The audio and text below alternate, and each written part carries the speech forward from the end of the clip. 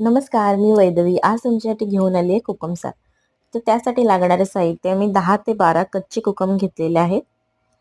त्यामध्ये पाणी घालून व्यवस्थित ते स्वच्छ धुवून घेतलेले आहेत. नंतर ते एका टोपामध्ये पाणी घालून ते व्यवस्थित शिजवून घ्यायचे आहेत कोकम.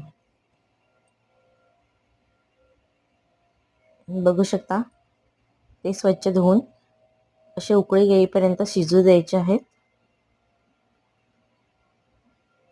ते व्यवस्थित शिजल्यानंतर मऊसूद होतात. नंतर त्यामध्ये घालण्यासाठी जो वाटप आहे त्याची तयारी करायला घेतले. 1 चमचा जिरं घेतलेला आहे. त्यामध्ये 1 चमचा बडीशेप, 10 ते 12 लसूण पाकळ्या, धने असतील तर धने सुद्धा तुम्ही वापरू शकता. धने नसल्यामुळे मी कोथिंबीरचा वापर केला आहे. 2 चमचे हळद, 2 मिरच्या. हे मिक्सरमध्ये व्यवस्थित पाणी घालून बारीक करून घ्यायचं आहे. अशी मऊसूद पेस्ट व्हायला हवी.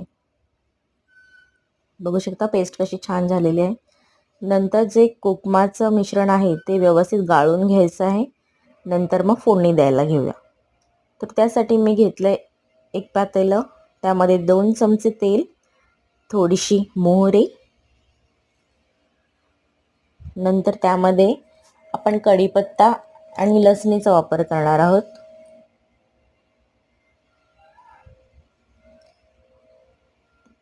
मग त्यामध्ये जे आपण मिक्सरला लावलेलं वाटप आहे ते टाकून घ्यायचं आहे.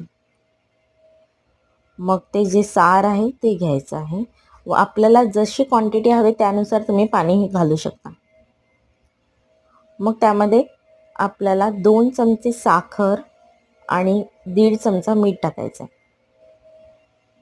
आणि तुम्हाला जशी त्या कोकम साराची क्वांटिटी हवी असेल त्यानुसार तुम्ही पाणी घालून ते करू शकता. बघू शकता आपला कोकम सार तयार आहे. जर व्हिडिओ आवडला तर व्हिडिओला नक्की लाईक आणि सबस्क्राईब करायला विसरू नका. थँक्यू.